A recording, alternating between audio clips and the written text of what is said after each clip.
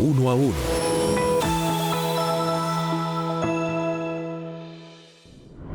Buenas noches, bienvenidos a Uno a Uno. Yo soy Ramiro Avendaño. Esta noche nos acompaña Dilian Francisca Toro, actual gobernadora del Valle del Cauca, anterior presidenta del Congreso, presidenta del partido de la U, concejal de su municipio Guacarí, alcaldesa, pero sobre todo antes de eso, médico internista. Vamos a conversar un poquito con ella sobre su vida, sobre lo humano, sobre la persona detrás del personaje político y público que todos conocemos. Buenas noches, querida Dilian, ¿cómo estás? Bueno, un saludo muy especial, Ramiro, muchas gracias por la invitación y un saludo muy especial a todos los televidentes. Bueno, como sabes, Uno a Uno es un programa que persigue que los personajes públicos sean mejor conocidos como personas, que la gente sepa quién hay allí detrás. Eso es muy importante porque casi siempre lo ven a uno como con el vestido del cargo que uno tiene o algo, pero pues siempre somos seres humanos con muchas ventajas, pero muchos defectos también. Es decir, somos seres humanos como todos. Son muchos años dedicados al servicio, vienes de ser médico, que quiero que nos cuentes un poquito qué te lleva a ser médico, luego cómo es ese trasegar a transformarte en el mundo político y sobre todo viniendo, digamos, de la provincia y desde un municipio pequeño, desde donde Colombia se ve diferente. Cuéntame un poquito qué te llevó a la política, pero arranquemos por esa historia de cómo te conviertes en médico. No, primero pues yo siempre me gustó el servicio. Pero desde muy chiquita siempre yo pensaba que quería ser médico, siempre jugaba con cosas de médico y siempre quiero ser médica. Y como a los 12 años mi papá era el rector de la Normal, fundador durante 37 años. Mi mamá era muy sociales, era muy de comunidad, muy de cercanía a la gente, de generar acciones sociales. Entonces ellos hacían calles por autopavimentación con la comunidad. Entonces como a los 12 años dije, yo quiero que me lleven, y me llevaron y empecé con ellos a hacer todo el trabajo social. Y a mí me gustaba mucho el tema de la cultura. Entonces empezamos, yo era muy joven, pues tenía 14 años más o menos, hicimos la primera semana cultural y yo era como la que organizaba toda la logística. Me encantaba, entonces yo organizaba la logística y eso, y hacíamos unas semanas culturales espectaculares. Cuando nos dijimos, ¿por qué no creamos la Casa de la Cultura? Yo tenía 15 años, los otros eran viejitos, eran señores, y yo era la única pues más joven. Fundamos la Casa de la Cultura, seguimos haciendo las actividades culturales. Empecé a estudiar medicina, ya que era lo que yo quería hacer. ¿Estudiaste medicina en Cali? En Cali. Yo viajaba y me quedaba toda la semana en Cali y los fines de semana viajaba a Guacarí. Es más o menos 1 hora de Cali a Guacarí. Entonces, pues el fin de semana me venía y desde el 6º semestre que uno ya empieza a ver como clínica, entonces empecé a ver pacientes. La gente me preguntaba, yo era el único estudiante de medicina que había en Guacarí. Entonces, pues por supuesto, la gente iba y me consultaba y yo pues siempre fui muy estudiosa. Entonces empecé ¿Todavía? Sí, todavía. Y empecé a atender pacientes, a poder prestarles el servicio gratuito. Y mi papá les daba el medicamento, mi mamá le daba el juguito, eso era pues chistoso en la casa. Y bueno, después de eso terminé la medicina, me fui a especializar 5 años, yo venía cada año. Venía a hacer pues como las vacaciones, pero ni de vacaciones, porque venía, atendía todo el mes pacientes, pues ya me estaba especializando en medicina interna, ya tenía mayor conocimiento, entonces la gente por supuesto iba más fácil. Luego me subespecialicé en reumatología, yo pensaba ser cardióloga, pero la primera rotación que hice en medicina interna fue reumatología y me encantó, y ahí me quedé en reumatología y me subespecialicé en reumatología. Cuando llegué, pues como ya me conocían, como siempre hice un trabajo social, y yo nunca pensé en hacer política activa, sino pues social. Y mi abuelo sí había sido alcalde varias veces. Entonces llegué y empezaron a decirme que por qué no iba a la alcaldía. Llevo 5 años yo por fuera estudiando y venirme a la alcaldía, no creo que eso no es lo que yo quiero. Si me dejan hacer consultas y yo puedo tener mi consultorio y eso, y sí, en esa época yo podía hacer mi consulta privada y podía estar en la alcaldía. Me eligieron alcaldesa y yo tenía el consultorio en Cali, 3 veces a la semana iba a las 2 de la tarde, volvía a las 8 o 9 de la noche a Guacarí. Y así me pasé pues la alcaldía cuando me... O sea, tú al mismo tiempo ejerciste la medicina y fuiste alcalde del municipio. Alcaldesa. Qué locura, o sea, qué difícil. Sí. Luego fui secretaria de salud porque yo cuando estaba en la alcaldía, pues como yo era médica y conocía, salió la ley 100, que fue en el 93. Entonces yo hice el CISBEN. Fue de los primeros municipios en Colombia que hicimos el CISBEN. Y entonces, claro, cuando yo fui a salir de la alcaldía, yo ya me iba a ir a estudiar, yo me iba para Boston. Y cuando me iba a estudiar, el gobernador me llamó, el que habían elegido. Y me dijo que él quería que yo fuera a la Secretaría de Salud. Y dije, pero es que yo ya me voy, no sé qué. Pero eso es un reto. Y lo tomé como un reto de implementar la Ley 100, que salió en esa época. Y así fue, me nombraron secretaria de Salud del Valle. El primer municipio del país que se carnetizó con régimen subsidiado fue Guacarí. La primera persona que se carnetizó. Yo lo hice en marzo, yo entré en enero como secretaria de salud, pero como yo ya había hecho el CISBEN, entonces inmediatamente pude carnetizar los pacientes, empecé a hacer todo el proceso de carnetización, me eligieron los secretarios de salud como su delegada en el Consejo Nacional de Seguridad Social en Salud, que era quien daba todas las políticas para la implementación de la reforma a la salud. Fue una experiencia pues, maravillosa porque empecé desde allá, empecé a estudiar y a trabajar en la Ley 100. Después de la Secretaría de Salud, que terminé la Secretaría de Salud, yo seguía mi consultorio, también como Secretaria de Salud seguía mi consultorio, y cuando terminé, pues seguí en el consultorio y me lancé a la gobernación del Valle por primera vez en el año 2000. En el 2000. Y yo estaba en esa época, en mi proceso, pues yo me había casado en el 96, mi marido yo lo conocí en la asamblea y ahí nos enamoramos, nos casamos. Entonces, cuando salí de esa secretaría en el año 98, él aspiró al Senado y quedó senador. En el 2000, yo pues fui a la gobernación, pero estaba en el proceso del embarazo y me embaracé. Y entonces allí hice mi campaña embarazada, pero una cosa muy, muy chévere para contar es que las mismas mujeres me decían que cómo iba yo teniendo mi bebé en enero, febrero, pues que eso era imposible, que tenía que cuidar mi bebé primero. Yo decía, pero es que la maternidad no es una enfermedad, eso es una cosa normal, fisiológica de la mujer.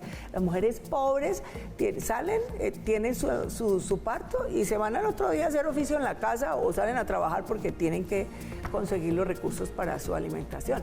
Entonces, eso fue hasta chistoso, pero lo mejor fue que mi mamá, cuando perdí, porque sabes, perdí, mi mamá me dijo, cuando perdí, me dijo, ay, mija, yo tengo que decirle algo, que yo fui donde el Señor de los Milagros a decirle que no ganara. Yo, ¿cómo así, mamá? ¿Qué es eso? No, porque usted tiene que cuidar a su bebé. Buenísimo, buenísimo. Esto es Uno a Uno, vamos a un corte de comerciales y continuaremos con Dilian Francisca Toro. Esto es Uno a Uno, continuamos con Dilian Francisca Toro. Dilian, entonces tienes a tu hija y a tu hijo y llegas al Senado de la República. Sí, ahí mi marido dice que no quiere volver a hacer política y entonces pues ya tengo que retomar yo. Pero realmente la política era yo, él era menos político. Entonces ahí retomé el Senado de la República. ¿Y cuál era tu proyecto principal en el Senado? ¿Fuiste al Senado defendiendo qué bandera? Pues, ¿salud? Básicamente era el tema social. Yo he sido muy de pensar, cuando uno habla con la gente, cuando habla con la comunidad, se da cuenta de las problemáticas. Así hacemos las leyes, o sea, así las he conseguido yo. Porque a veces, por ejemplo, te doy un ejemplo, la gente iba a una comunidad, doctora, es que mire que yo pagué tantas semanas de cotización para la pensión y mi marido también, pero ninguno de los dos pudimos completar las semanas. Entonces yo me ideé, pues hay que juntar esas semanas para que tengan una sola pensión. Y sí, hice la pensión familiar. Existe y es una pensión familiar. Entonces las leyes se conciben cuando uno va a las comunidades, sabe las problemáticas de las comunidades y trata de lograr que en esa ley se mejoren y podamos darle la posibilidad de solucionar esa problemática que viven. Bien. Entonces, yo pues estaba en mi proceso de salud, entonces hice todo el tema de recurso humano en salud, que en esa época el recurso humano en salud era muchísimo en médicos generales, pero pocos en médicos especialistas. Entonces ese estudio lo hizo la Javeriana, entonces yo hice un proyecto de ley en donde regulaba todo lo que tenía que ver con el recurso humano en salud. Hasta ahora esa es la ley que rige el recurso humano en salud. Bien. Pero después empecé, en el año 93, en el año 2003, se cumplían 10 años de la ley 100. Entonces hice el primer debate en la plenaria del Senado sobre la reforma de la ley 100. Allí salió una comisión del Senado para reformar la ley 100 y solucionar como esos problemas que teníamos. Yo hice la ley 1122, que le hicimos una comisión. Entre ellos estaba Rafael Pardo, él fue uno de los que hizo la proposición. Luego hicimos la reforma, otra reforma que fue la 1438 del 2011. Pero allí hicimos esa reforma. Hice, por ejemplo, el poder vacunar a los niños gratuitamente en rotavirus y neumococo, que no existía gratuitamente, sino que era muy costoso. También hicimos eso, hice la ley de enfermedades huérfanas, la ley antiobesidad. Yo fui la autora y la coordinadora ponente y la que saqué adelante la ley antitabaco. Increíble. Que de pronto no conocen, pero yo fui la que... O sea, es muy interesante cómo tu servicio público ha estado efectivamente enfocado en servir y en servir con conocimiento, que claro, eso hace una diferencia muy importante. Por supuesto. Servir entendiendo de lo que se trata, viniendo desde las comunidades. ¿Cuál es el foco ahora, digamos, para que el departamento pueda aprovechar toda esa riqueza y que esa riqueza y esa diversidad de todo tipo no le juegue en contra? Mire, yo le digo algo, mire, como yo pues estoy repitiendo, los 4 años anteriores yo encontré un departamento con muchas dificultades económicas, entramos a la ley 550, al final la dejamos en calificación AAA y el primer puesto en desempeño fiscal. Eso nos sirvió también, por ejemplo, me tocó salvar el Hospital Universitario del Valle, que estaba a puertas de la liquidación, la red pública hospitalaria, la licorera también tuvimos una reestructuración grande. Bueno, hicimos muchas cosas y muchas obras y fuera de eso mejoramos la competitividad, pasamos del 6º puesto al 3er puesto, la pobreza multidimensional la bajamos en 5 puntos, entonces eso fue como mejorando un poco el tema de cómo se posicionaba el Valle. ¿Qué pasó? Después vino el COVID y después vino el paro, que fue peor que el COVID. Porque ese paro fue como una alerta, por decir algo, una alerta o donde decían necesitamos que se generen mucho más cercanía, por ejemplo, el empresariado con la comunidad, en inversión social, que los empresarios no solamente pensaran es que vamos a ganarnos la plata, sino que también tenemos que pensar en la comunidad. Y yo creo que eso generó un cambio muy importante en el Valle del Cauca. Ahora, por ejemplo, llegamos con 2 problemáticas. 1, la seguridad. Y 2, la generación de empleo, la competitividad y pues el crecimiento económico. Pero usted va y habla con los empresarios hoy, los empresarios son mucho más asequibles, los empresarios ya están más dispuestos a generar un liderazgo colectivo, a unirse con el sector público, con la academia, a unirse con los sectores sociales y poder lograr impactar positivamente en la comunidad. Entonces yo creo que eso es una ventaja importante ahora. Pero la problemática de la seguridad pues muchas veces hace que no podamos crecer. En ese proceso estamos. Por ejemplo, pues nuestra seguridad depende de la seguridad del Pacífico. Y yo lo he dicho así, eso depende también del gobierno nacional, es fundamentalmente el gobierno nacional porque es el Pacífico colombiano el que tiene esa problemática de narcotráfico, de bandas delincuenciales, de disidencias, y eso ha impactado, por ejemplo, el norte del Cauca impacta la seguridad del sur del Valle del Cauca, de Cali, de Jamundí, de Florida, de Pradera. En el norte del Valle tenemos, por ejemplo, al Chocó, que están las disidencias, están las bandas criminales también, entonces eso hace Buenaventura, por el río San Juan también con Chocó, entonces eso hace que nuestra seguridad no dependa de nosotros solamente, sino también de la seguridad del Pacífico.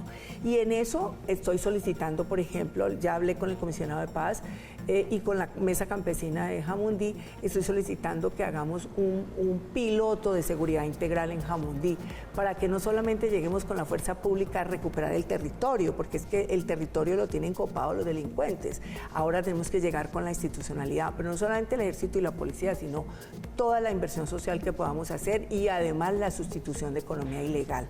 Ese es algo que le estoy proponiendo al comisionado. Al comisionado le ha gustado mucho la propuesta y cuando llegue de Cuba me dijo que iba a estar en Cali precisamente hablando de ese tema. Entonces allí yo creo que podríamos trabajar muy articuladamente y podríamos lograr cosas importantes. Pero también la seguridad de las ciudades es fundamental y tenemos el homicidio, la extorsión. Tuluá tiene el alcalde amenazado, asesinaron al presidente del consejo.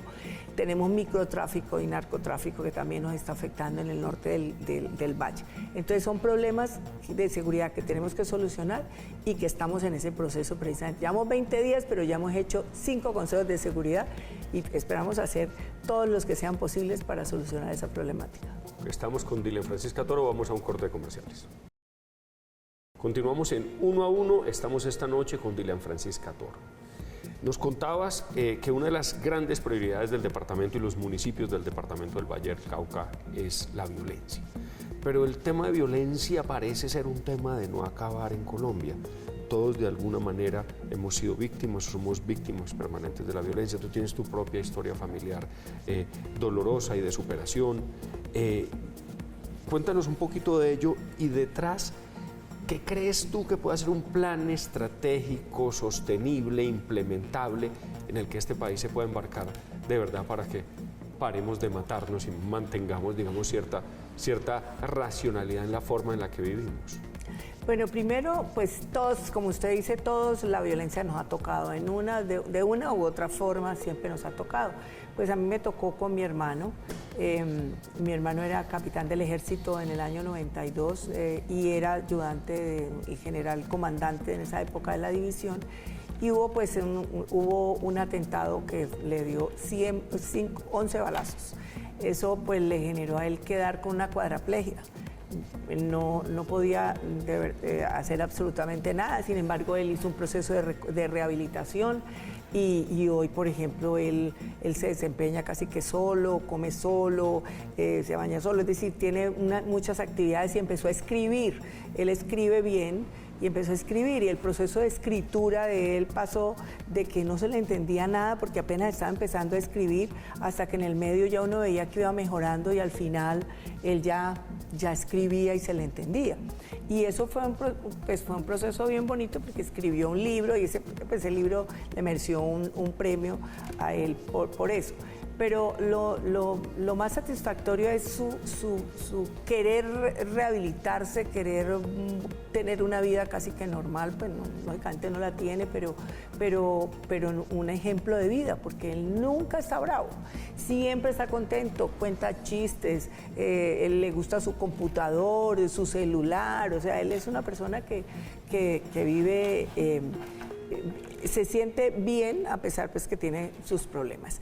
Entonces, pues es un ejemplo de vida. Esa fue la que me tocó a mí, la violencia durísima. Tiene 2 niñas, una ya están grandes. Cuando él tuvo eso, tenía una niña de 3 años y otra de 1 año y medio, porque fueron mis hijas luego, por supuesto. Porque, imagínate. Pero hoy pues ya son grandes y tienen... Y a la otra pregunta que te hacía, hoy pensando en qué es lo que efectivamente puede funcionar en este país para que lleguemos a unos estados más racionales de comportamiento, más... Pues mire, primero creo que debe haber, volver a los valores, a la cultura ciudadana, al respeto, yo creo que los valores son fundamentales. Y fuera de eso, pues es como un círculo vicioso, porque entre más, si yo soy pobre, si yo no tengo pues no tengo los elementos básicos para poder vivir con mi familia, pues lógicamente esa pobreza se va generando en resentimiento y ese resentimiento pues se va generando en que puedo llegar a delinquir y son aprovechados por las bandas criminales y todos estos para poder llevarse los jóvenes. Entonces yo sí creo que tenemos que hacer un trabajo de control territorial de la institucionalidad. Yo soy de institucionalidad y yo creo que el ejército, la policía tiene que estar protegiendo al ciudadano Y esa protección al ciudadano no tiene nada que ver con las conversaciones de paz que se tienen.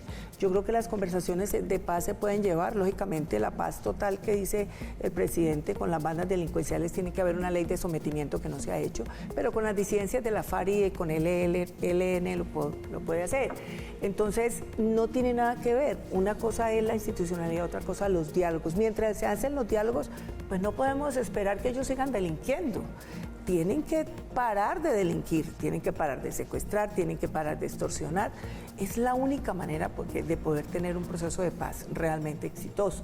Entonces tenemos que invertir fuera de tener control territorial, tenemos que hacer inversión social, tenemos que darle oportunidad a los jóvenes, tenemos que generarle educación, empleo, emprendimiento si quieren emprender, fortalecer el tejido empresarial desde las empresas grandes hasta las muy pequeñas, generar innovación para que puedan crecer y así de esa manera podamos generar empleo. Entonces yo creo que es toda una cadena en donde si yo voy mejorando todo digo, haciendo ese proceso. Otra cosa muy importante es la atención psicosocial y la salud mental, porque es que eso mejora el tejido social. Si nosotros llegamos a hacer salud mental y atención psicosocial, yo por ejemplo estoy tratando, pues ya empezamos a hacer escuelas de padres cuando yo estaba, pero ahora va a ser muchas más escuelas de padres, porque yo creo que eso le va a traer mejoramiento del tejido social.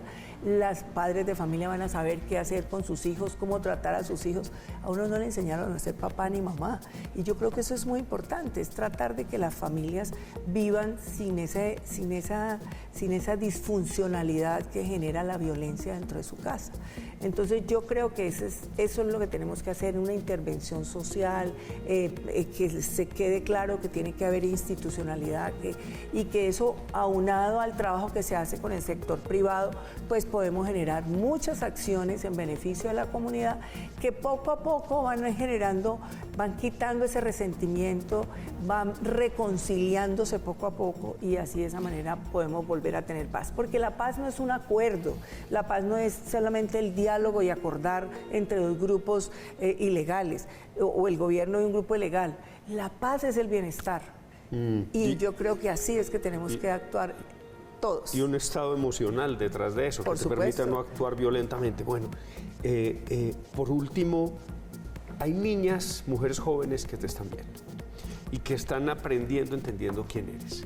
Eres un ejemplo de vida, un ejemplo de liderazgo, un ejemplo de liderazgo femenino, sin hacer mucho ruido, sin demagogia, simplemente con acción. He hecho más acción, fíjese que yo cuando fui presidenta del Senado, yo lo conté, cuando fui presidenta del Senado yo creé la bancada de mujeres y allí nosotras hicimos la ley 1457, que es la ley de la no violencia contra la mujer. Luego incluimos todo lo que tiene que ver con el 30% de la participación de la mujer en las listas de elección popular y creamos la Comisión de Equidad de Género del Congreso. Muy bien. Todas esas cosas las hicimos en la bancada de mujeres que estuvimos. Y le quiero decir, en esa bancada de mujeres era lo más difícil porque poner de acuerdo a estas mujeres que habían no era fácil. Estaba Pida Córdoba, que desafortunadamente pues no está con nosotros. Estaba Marta Lucía Ramírez, Gina Parodi, Claudia Castellanos, la Moreno Piraquive, o sea, eran todas de diferentes pensamientos, pero nosotros dijimos, vamos a unirnos en la bancada de mujeres y vamos a trabajar por los derechos de las mujeres. ¿Qué vamos a hacer? Vamos a escoger unos temas que no nos dividan, sino que nos unen, lo que usted estaba diciendo. Nosotros tenemos que escoger cosas que nos puedan unir y potencializarlas. Y así de esa manera como que las diferencias se van mejorando, se van como apartando. Entonces hicimos eso y logramos hacer la ley de la no violencia contra la mujer. Maravilloso. En 30 segundos, ¿qué les recomiendas a las niñas y mujeres jóvenes que están inspirándose, viendo este programa, que te ven como un ejemplo y dicen, yo también quiero servir a mi país, yo también quiero hacer cosas grandes? Lo más importante es que las mujeres pensemos que somos capaces de cualquier cosa que queramos hacer, que las mujeres podemos saltar cualquier barrera para llegar a poder cumplir nuestros sueños y que lo más importante es perseguirlos. Cuando yo tengo un sueño, tengo que perseguirlo, correr y correr y correr a perseguirlo hasta que se haga realidad. Bueno, yo soy Ramiro Avendaño, esto es Uno a Uno y nos vemos dentro de 8 días por Canal 1. Uno a Uno.